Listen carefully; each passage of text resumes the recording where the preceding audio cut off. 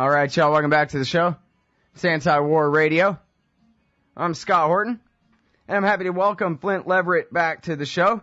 He's a professor of foreign affairs at Penn State University. He's the director of the Iran Initiative and senior research fellow at the American Strategy Program at the New America Foundation, and he and his wife Hillary Mann Leverett keep the blog Race for Iran at raceforiran.com. Welcome back to the show. How's it going? Thank you, Scott. Good to be with you again. And in case you missed it yesterday, Flynt was on, and we did a good review of at least what we knew so far from the leaks and everything of the Iran report from the IAEA, what it means and what it doesn't, and trying to separate the wheat from the chaff. And, of course, as soon as you hung up the phone, I hit refresh at the end of the interview, and There was the PDF, and I searched for the word verify, and there it was, just like we assumed at the beginning of the interview. The agency has continued to verify the non-diversion of declared nuclear material in Iran to any military or other special purpose, and that really is the point. If there's one major thing in there, that's their actual duty, is that verification of that non-diversion, right? The IAEA? Absolutely. That is their core responsibility, to make sure that signatories are not diverting nuclear material, basically, enriched uranium and plutonium, from peaceful civil purposes to military purposes. And as you note, once again, as it has for years, the agency has affirmed that there is no evidence Iran is diverting nuclear material. What I would point out, though, because I think it's very telling, if someone like me, who's very focused on these things and has been reading these reports for years, including when Mohamed ElBaradei was the head of the agency before Mr. Amano took over at the end of 2009. I mean, one of the things that's really striking, if you've been reading these reports for years, is that the difference in tone between the reports that have been put out under Mr. Amano's tenure and those that were put out under Dr. Baradei's tenure. I mean, even the relevant passage that you cited from this report, that Iran has not diverted nuclear material, it's put into this language where, because Iran has not ratified, fully signed up for, ratified the additional protocol to the NPT, which would permit the agency to do somewhat more intrusive inspections. And no one's obliged to sign up for the AP. It's something a state chooses to do, just like a state chooses to join the treaty. But because Iran hasn't ratified the additional protocol, and even though at times it voluntarily acts as if it's in compliance with the additional protocol, I mean, they put this passage in while the agency continues to verify the non-diversion of declared nuclear material. It's basically because Iran is not implementing the additional protocol, which it is not signed up for. The agency is unable to provide credible assurance about the absence of undeclared nuclear material and activities in Iran, and therefore to conclude that all nuclear material in Iran is in peaceful activities. I mean, that's extraordinarily inflammatory language for them to put in this report. When Baradei was the head of the agency, they would say, there are declared nuclear facilities that we inspect under the safeguards agreement we have with Iran, no diversion of nuclear material. They might put in a sentence that, we would encourage Iran to, think about ratifying the additional protocol. But, the two issues are separate. Well, and this is because of the UN Security Council resolutions that mandate that the IAEA go beyond their purview and do all these other things, but then it all ends up in the same report together, where the non-diversion, as you point out, becomes just one part of a sentence that goes on to accuse them of not having proven the negative themselves. That's right. And all because and like they're doing something wrong. They're doing something of questionable legality by not abiding by the additional protocol. And the fact of the matter is, Mr. Leverett, you used to work on the National Security Council, the CIA, the State Department. Yep. You write this blog all about these issues. And as far as we know, you're making nuclear weapons, and you have yet to prove that you're not making nuclear weapons. How do we know that you don't have a secret centrifuge facility? That's basically the logic of the accusations here. That's right. And what the IAEA is saying in this passage is because, you have not agreed, it's as if, you said to me that because I have not agreed to let you come into my house anytime you want, day or night, and go anywhere in my house that you want at any time so that you can feel confident I'm not running secret centrifuges in my house, that I'm a bad person, that I'm criminally suspect. Mm-hmm.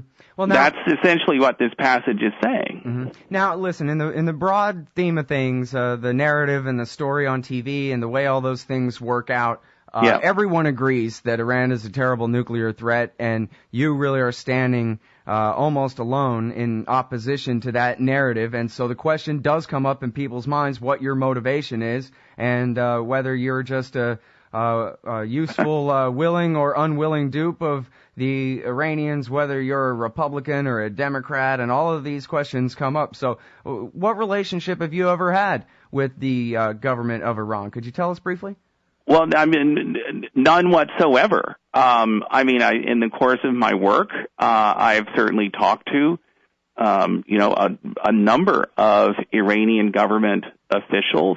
You mean while you were working for George W. Bush, that was your job? But also since, as someone who researches and writes on these issues, I consider it part of my work to go to Iran, to talk to Iranian officials, to hear their views on these issues so that I have as informed a picture as possible, just like I continue to talk to U.S. officials, even though I don't work for the U.S. government anymore. But I don't have any connection to the Iranian government of any sort. I mean, my motive is, I guess there are a couple of things. One is, I think the truth matters, and that the first duty of any analyst who's writing on these kinds of issues is to get the story right, even if it's politically inconvenient for some people.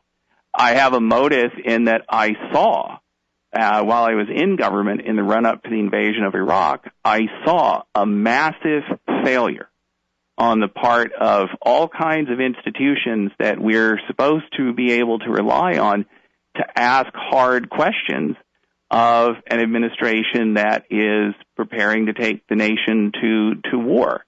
And those institutions, Congress, the media, think tanks, large percentages of public intellectuals who work on these issues, almost categorically failed to ask those hard questions. And we went to war under false pretenses, and that war, in my view, has proven really, really counterproductive, to say the least, for America's strategic position. And I think before we go down that road again, it is incumbent on us to ask the kinds of hard questions that weren't asked in the run-up to the Iraq War. And that is, I will readily admit, that is one of my motives, to ask those questions. And then, finally, I'd say I have a motive that I want my country, the United States, to have the best possible foreign policy, to have the smartest policy, to have a policy that's actually going to advance American interests in the world. And I think that a war with Iran, whether over the nuclear issue or whether over some other matter, I think would be catastrophic for America's strategic position in the Middle East and globally. Mm-hmm. Now, I don't back away from making that argument. And now it was you or your wife or both of you that worked with the Iranians on hunting down Al-Qaeda guys at the dawn of the terror. That was my wife, who was directly involved while we were both in government service in the Bush administration at the White House. She was directly involved in negotiations with the Iranians over Afghanistan and Al-Qaeda, and they were incredibly helpful to the United States on that. We have to hold it right there and take this break. We'll be right back, everybody, with Flynt Leverett right after this. All right, y'all, welcome back to the show. It's Anti-War Radio. I'm Scott Horton. I'm talking with Flynt Leverett. He's a professor of international affairs at Penn State. He's senior something at the New America Foundation, former senior director of Middle East Affairs at the National Security Council, Middle East expert on the Secretary of State's policy planning staff, and senior analyst at the Central Intelligence Agency. He keeps the blog Race for Iran at racefoриran.com. And I'm sorry, Flynt, but I'm going to ask you another stupid question. I see people all the time, accusing you and people like you of somehow being on the side of our enemies, whatever. I want to give you a chance to respond to that. But the other thing is, pretty much those same people, the reason they have it so in for you is because they've been convinced that the Ayatollah is willing to have every Persian killed in a nuclear holocaust as long as it will cause a nuclear holocaust and bring about the 12th Imam and the end of the world, because that's their insane Shiite religion that they believe in. And so any idea that you can send some State Department wonk to go over there and make a deal with these people is null and void. They're religious crazies. They're Pat Robertson to the 10th power, in power, and therefore they can't be reasoned with. They must be dealt with. I would say that image of the Islamic Republic is just completely belied by history and how they've actually conducted themselves. I would point out that not long after the Iranian Revolution in 1979, the creation of the Islamic Republic, Saddam Hussein, with, I might add, American support, invaded the Islamic Republic with the idea of, overthrowing, destroying this fledgling political order. And during that war, for years, the Iraqis regularly used chemical weapons against both military and civilian targets on the Iranian side. The Iranians complained about this to the UN Security Council for years, and the United States, among others, blocked Security Council action on that issue for several years. During that time, while the Iranians are being subjected to chemical weapons attack, the Iranian military comes to Ayatollah Khomeini. They say, look, we have chemical agents stockpiled. We have more capability of producing more.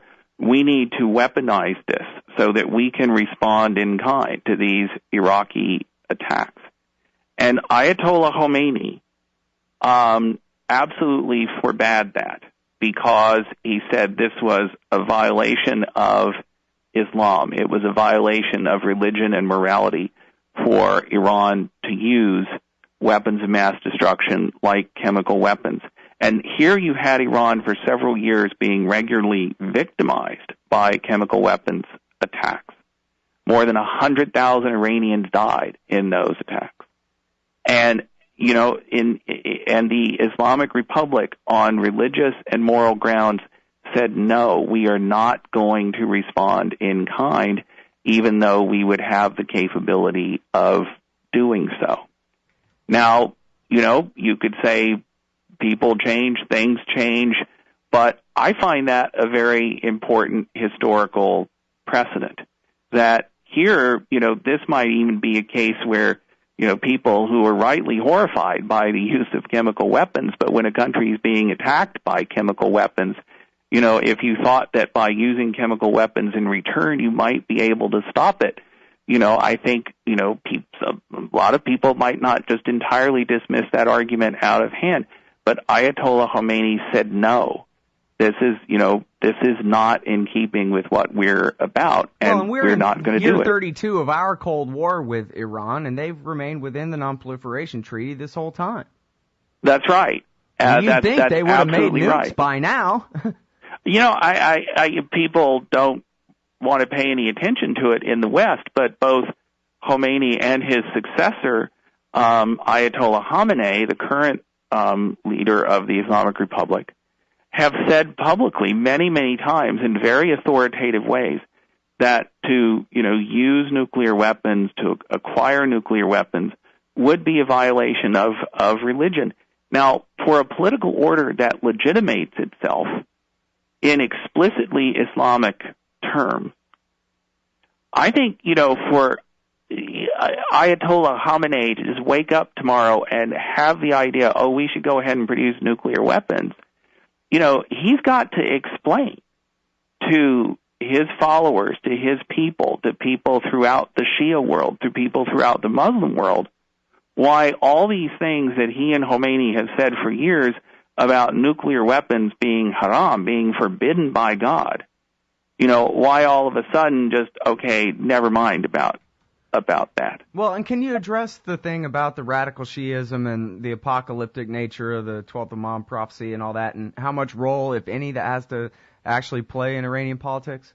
Yeah, it is a very, it is an important element of Shia belief. I mean, in much the same way that it is an element of mainstream Christian belief that at some point at the end of time that Jesus is going to return. This is a central part of Christianity. All of the basic creedal statements that Catholics and Orthodox and Protestant Christians of various sorts say, stipulate a belief that Jesus is going to come back. And for Shia Muslims, there's a somewhat analogous belief that the 12th Imam, who is in the Shia belief, who is in a state of occultation or hiddenness, is going to return and usher in this this age of justice and peace and the fulfillment of God's will. I would suppose it's probably in some ways analogous to Jewish belief in the coming of the Messiah at some point, that God will send the Messiah. And this is not, if you want to say Shia are crazy for believing this, then you basically need to say that a billion plus Christians in the world are crazy for believing, saying that they believe in the second coming of Jesus, or Jews are crazy for believing in the Messiah. Than that, though. I mean, if you look down in San Antonio at the Cornerstone Church, there are plenty of people who would be all in favor of America starting a nuclear war in order to force Jesus to hurry up and come back, because they're sick and tired of waiting. They don't want to die alone. They want to see the end of the world. And so the narrative is, even though those people in America are allies of the neoconservatives, their argument is that this is the people who actually run the state of Iran are the same way. They're trying to force the Almighty's hand and get this thing done on their time.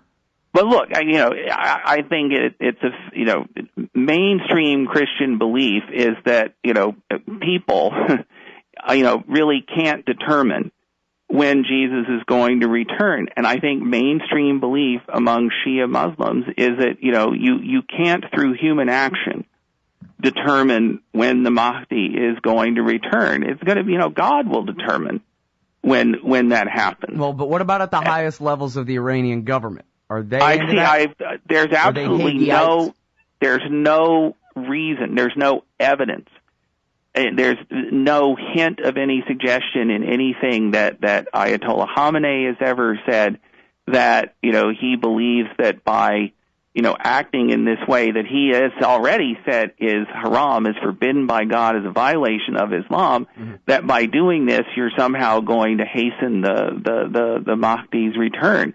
I mean, quite the contrary. I feel like such an idiot asking these questions, Flynt, but you know what? This is the narrative that rules American policy.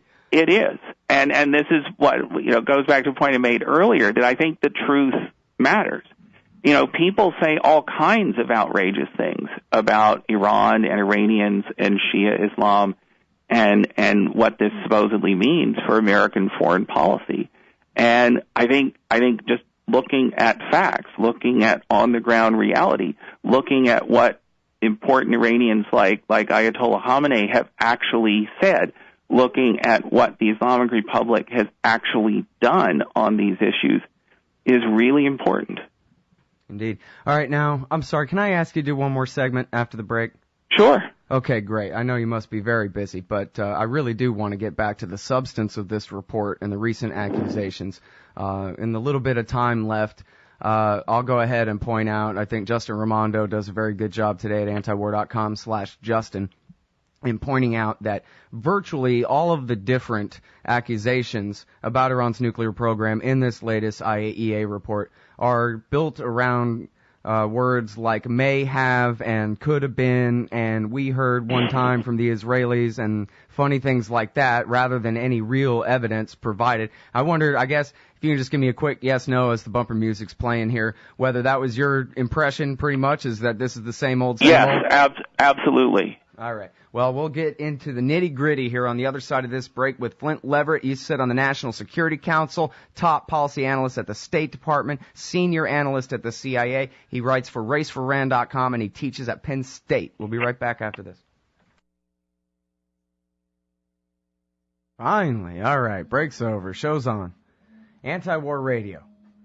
I'm Scott Horton. I'm talking with Flynt Leverett, formerly with the NSC and the CIA and the State Department, now a professor of foreign affairs at Penn State and keeper of the blog Race for Iran at raceforrand.com with his wife Hillary Mann Leverett, also a former high-level foreign policy person in the Bush administration. And we're talking about Iran and state of things. And as long as I'm keeping you over time here, could I just ask you real quick about the shape of Iran's economy and military forces as it ranks up compared to the United States? Is this a fourth world country or fifth? Or how do you judge the threat of the Hitlerian Iranian juggernaut headed this way? You know, according to independent sources like the International Institute for Strategic Studies, the United States spends, I think it's 70 times on its military defense, what Iran does. When the revolution happened in 1979, the new Islamic Republic inherited a very substantial military establishment that the Shah had built up, but, you know, basically that military establishment fell into disrepair pretty quickly. It was an American-supplied infrastructure which America was no longer prepared to help keep up. They then had to fight this long, bloody, very costly war, defending themselves against Iraqi aggression for 8 years. And coming out of that, they actually, you know, they cut their defense spending. They knew they needed to spend money on reconstruction, on human and physical infrastructure, on building schools and clinics and things like that. And, you know, at this point, the reality is their conventional military establishment is really, you know, not capable of projecting power beyond Iran's borders. I mean, the idea that Iran is going to invade anybody is just ludicrous. It's funny because, you know, the argument really is, of course, about Israel. And Meir Dagan, the former head of Mossad, and no Dennis Kucinich, best I could tell, he seemed to be making these very same kinds of threats in 2007, according to the WikiLeaks. But he's saying, look, Iran is not an existential threat. They're not a nuclear weapons threat. But it seems like really the only argument would be between Dagan and whatever the Netanyahu position is, rather than it's, you know, it sounds like you're saying, yes, in a comic book, Iran could launch an attack against Israel, but other than that, forget it. Yeah, I think that's actually correct.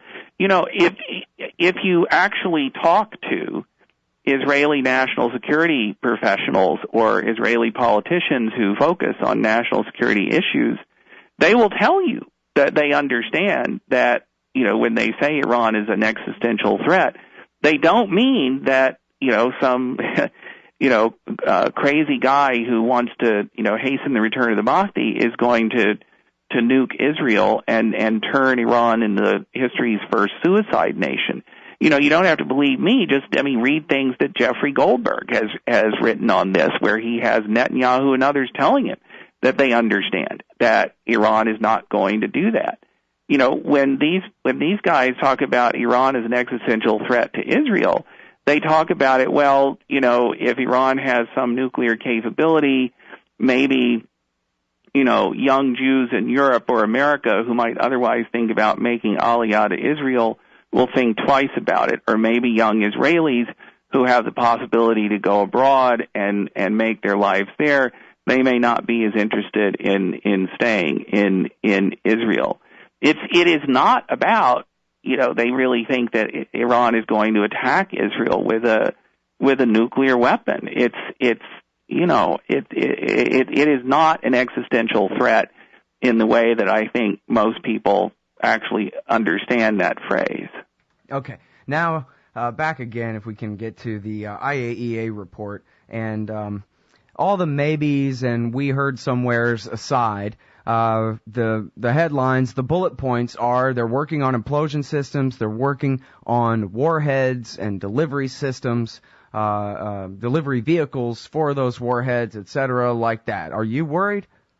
No, I'm not worried. I don't. There's still, even according to this report, if you read it, there is no hard evidence. There's not even a claim in this intelligence data that Iran is actually trying to fabricate nuclear weapons.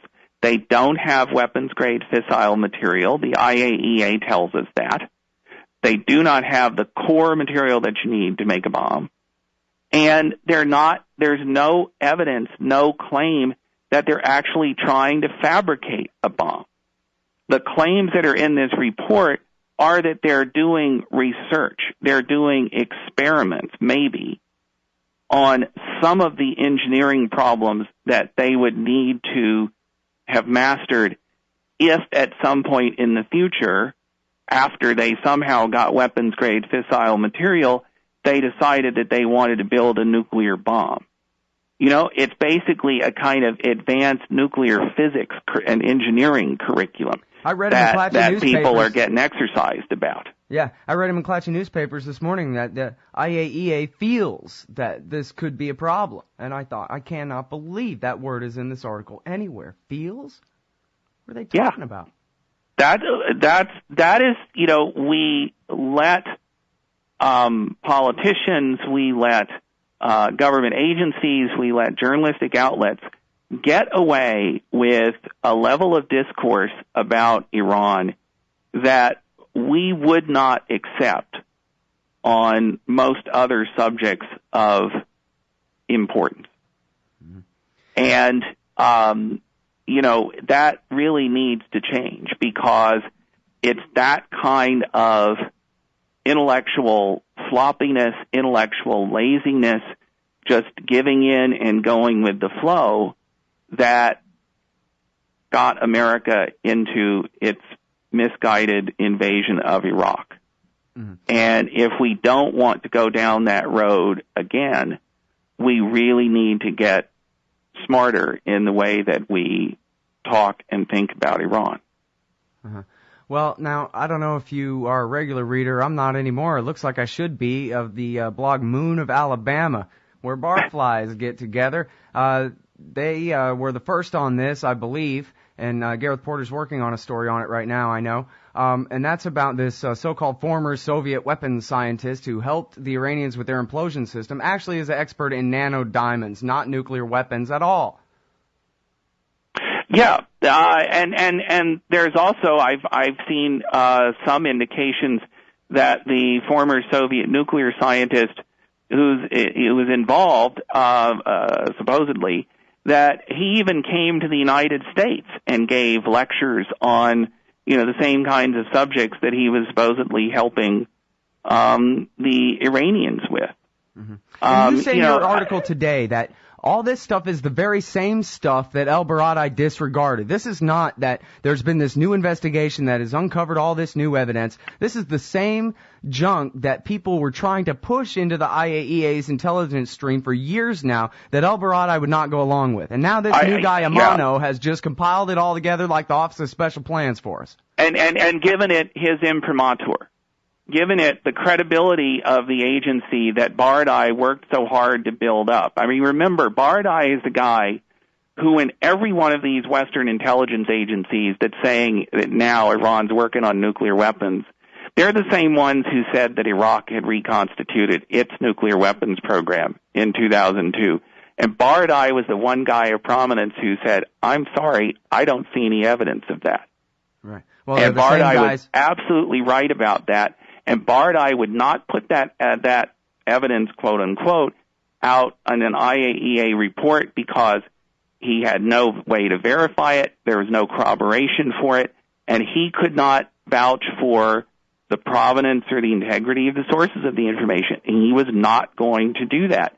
But Amano, I mean, we know from the WikiLeaks cable, Amano tells U.S. diplomats, you know, I am with you. I sometimes have to, you know, give something to the developing countries just to make them feel better. But on the big strategic issues like Iran, I'm with the United States. These are his words cited in U.S. Embassy cables published by WikiLeaks. All right, we got to leave it right there. Thank you so much for your time. Flynt Leverett, everybody, raceforrand.com, Penn State University.